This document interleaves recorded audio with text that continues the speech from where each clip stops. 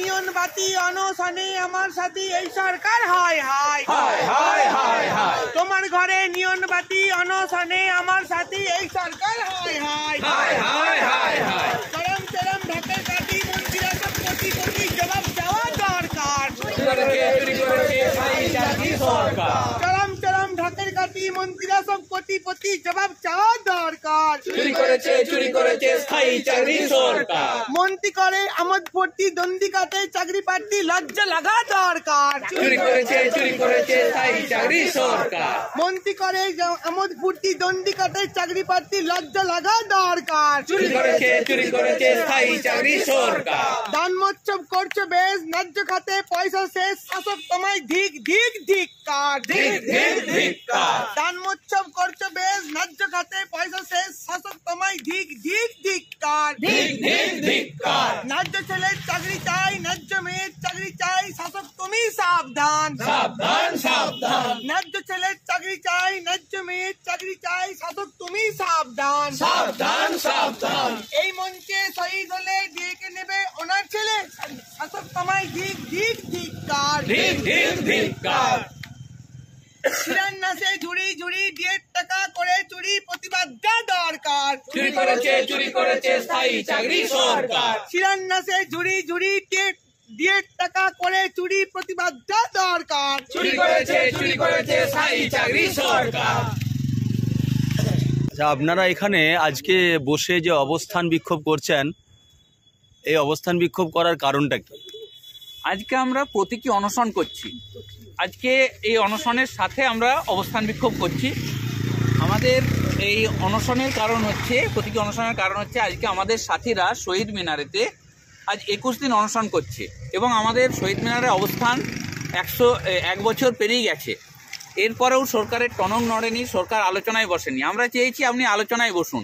একমাত্র কোর্টের আদেশে একবার মাত্র বসেছিল মুখ্য সচিব, তিনি কোনো প্রশ্নের উত্তর দিতে পারেননি। তিনি শুধু বলেছিলেন কোর্ট বলেছে তাই আমরা বসেছি। তিনি তার সদিচ্ছা থাকেনি যে এটা সমস্যার মেটানো। তাকে যখন বলা হয়েছিল যে আপনি কেন ডিএ দিচ্ছেন না, তখন বলে যে আমাদের অন্য খাতে টাকা নেই। জিজ্ঞাসা করা হয় আপনার তো ডিএর টাকা আসে অর্থ কমিশন থেকে, সেখানে কোনো বাকি আছে? বলে না, আমাদের কোনো বকেয়া নেই। কেন অস্থায়ী কর্মচারী দিয়ে আমাদের অফিসগুলো কেন চলছে, তার কাছে কোনো উত্তর নেই। কেন এতদিন পর্যন্ত যে চাকরি প্রার্থীরা রাস্তায় বসে আছে, শুধু যারা বসে আছে তারাই নয়, অজস্র যোগ্য চাকরি প্রার্থী আছে, তারা পরীক্ষা পর্যন্ত হচ্ছে না। কোনো পরীক্ষার উপর আমরা ভরসা করতে পারছি না। এমন অবস্থা যে কোনটা ঘুষের টাকায় হচ্ছে নাকি কোনো চাকরি প্রার্থীর কাগজপত্র কারো ফ্ল্যাটে যাচ্ছে আমরা বুঝতেই পারছি না। এই জায়গা থেকে আমরা চেয়েছিলাম সরকার আলোচনায় বসুন, আলোচনাতে এসে আমাদের সাথে তিনি রাস্তা দেখান, আমরা আমাদের মতামত দিই। তারা আলোচনাতে পর্যন্ত বসেনি এবং আজকে আমাদের সাথীরা 21 দিন অনশন করছে। এই অনশনকালীন যখন অ্যাম্বুলেন্সের দরকার হয়েছে, অ্যাম্বুলেন্স পর্যন্ত দেয়নি সময়েতে। দেখা গেছে পাবলিক গাড়িতে করে আমাদেরকে অনশনকারীকে হসপিটালে নিয়ে যেতে হয়েছে। যে কোনো সভ্য সমাজে কোনো অনশন চললে সেখানে সরকার থেকে সেখানে ডাক্তারের ব্যবস্থা করা হয়, নার্সের ব্যবস্থা করা হয়, চিকিৎসার ব্যবস্থা করা হয়। আচ্ছা, আমরা টিভিতে খবরে দেখছি যে আপনাদের যে অনশন মঞ্চ ছিল সেটা ভেঙে দেওয়া হয়েছে, তাই তো? তাহলে যারা অনশন করছেন তারা এখন কিভাবে, কোথায় অনশন করছেন? অনশন মঞ্চ ভেঙে দেওয়া হয়েছে পুরোপুরি বললে ভুল হবে। ওইটা ডিফেন্সের জায়গা। ডিফেন্সের কিছু আধিকারিকের সাথে রাজ্য সরকার যোগসাজশে এটাকে তুলে দেওয়ার চক্রান্ত করেছিল। আমরা ডিফেন্সের লোকজনদেরকে বোঝাতে সক্ষম হয়েছি যে আমরা কোনো স্থায়ী কাঠামো তৈরি করিনি।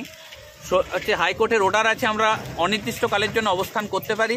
কোনো জায়গায় অনির্দিষ্টকালের জন্য অবস্থান করতে গেলে একটা কাঠামোর দরকার হয়। আমাদের উপরের ছাউনি খুলে দেওয়া হয়েছে, কিন্তু স্ট্রাকচার, বাঁশের স্ট্রাকচার যেটুকু আছে সেখানেতেই কোনো রকমে আমরা আব্রু রক্ষা করে আমরা শীত ঠান্ডা গরমেতে যেটুকু রক্ষা করা যায় তার মধ্যেই আমরা করছি। কিন্তু এইটা আমরা পরিষ্কার স্পষ্টভাবে জানিয়ে চাই, সরকার যত চেষ্টাই করুক, যদি কাঠামো সব খুলেও দেয়, আমরা শহীদ মিনারের মাঠেতে, খোলা মাঠেতেই আমরা দরকার হলে অনশন করবো, অবস্থান চালাবো। কিন্তু যতক্ষণ না সমস্যার সমাধান হচ্ছে ওখান থেকে আমাদের এক চুলো লড়াতে পারবে না। তাদের প্রতি সহমর্মিতা জানাতেই আজকে আমরা সারাদিন প্রতীকী অনশন করেছি এবং আমরা কাজেতে ফাঁকি না দিয়ে কাজ করেও আমরা বাকি সময়টা আমরা আমাদের যেটা মূল কেন্দ্র সেই বিডিও অফিসের সামনে আজকে আমরা অবস্থান করছি। এটা হচ্ছে গোঘাট 2 নম্বর বিডিও অফিস তথা যেটা কামারপুকুরে অবস্থিত। আমাদের আজকে গোঘাট থানা এলাকার সংগ্রামী যৌথ মঞ্চের সমস্ত কর্মী বন্ধুরা মিলে আমরা এখানে অবস্থান করছি। আমাদের দাবি খুব স্পষ্ট, অস্থায়ী কর্মচারীদের যোগ্যতা অনুযায়ী স্থায়ী করতে হবে। দ্রুত সমস্ত শূন্য পদে যোগ্য প্রার্থীদের নিয়োগ করতে হবে এবং স্বচ্ছতার সাথে করতে হবে। এবং তার সাথে যা আমাদের এআইসিপিআই মেনে আমাদের যে ডিএর আদেশনামা প্রকাশ করতে হবে, কখনো 2%, কখনো 4% ছুঁড়ে দিলাম ইচ্ছা হলো, এটা নয়। ডিএ আমাদের অধিকার, এটা প্রথম সরকারকে স্বীকার করতে হবে। এই দাবিতে আমাদের চলছে এবং এই আন্দোলন করতে গিয়ে যাদেরকে বিভিন্ন জায়গায় প্রতিহিংসামূলক বদলি করা হয়েছে, সেই সাথীদেরকে পুনরায় তাদের নিজের জায়গায় ফিরিয়ে আনতে হবে। এই দাবিতে আমাদের আন্দোলন চলছে। আজকে আমাদের অবস্থান এখান থেকে উঠে গেলেও শহীদ মিনারের অবস্থান চলবে। সমস্ত মানুষকে বলা হচ্ছে যে আপনারা সকলে আসুন। ডিএ 1% বাড়লে আমাদের 17 টাকা হচ্ছে সাধারণ কর্মী বন্ধুদের বেতন বাড়ে, ক্যাজুয়াল স্টাফের প্রত্যেকটা ডিএর অর্ডার আপনারা যদি লাস্ট 3টে অর্ডার দেখেন সেখানে দেখতে পাবেন। সাধারণ মানুষের জীবনযাত্রার মান উন্নত যদি করতে হয়, যদি বাজারের পশ্চিমবঙ্গের যদি মান উন্নত করতে হয়, যদি শ্রমিকদেরকে পরিযায়ী হয়ে বাইরে না চলে যেতে হয়, তাহলে আপনারা এই আন্দোলনের সাথে যুক্ত হন। সরকারকে বাধ্য করুন শ্রমের প্রকৃত মূল্য দিতে। সেটা শুধু স্থায়ী কর্মচারীদের নয়, অস্থায়ী কর্মচারী, শ্রমিক, কৃষক সকলকে। আপনার পরিচয়? আমি ভবেশ রায়, আমি সংগ্রামী যৌথ মঞ্চের গোহাট থানা এলাকার একজন কর্মী। ধন্যবাদ। সংগ্রামী সংগ্রামী যৌথ মঞ্চ জিন্দাবাদ, জিন্দাবাদ জিন্দাবাদ সংগ্রামী যৌথ মঞ্চ জিন্দাবাদ, জিন্দাবাদ জিন্দাবাদ। ঘুষের চাকরি বন্ধ করো, মেধাবীরা চাকরি পাক, অনেক হয়েছে ছলতে চুরি, ঘুষ করে নিপাত যাক, ঘুষের চাকরি বন্ধ করো, মেধাবীরা চাকরি পাক, অনেক হয়েছে ছলতে চুরি, ঘুষ করে নিপাত যাক।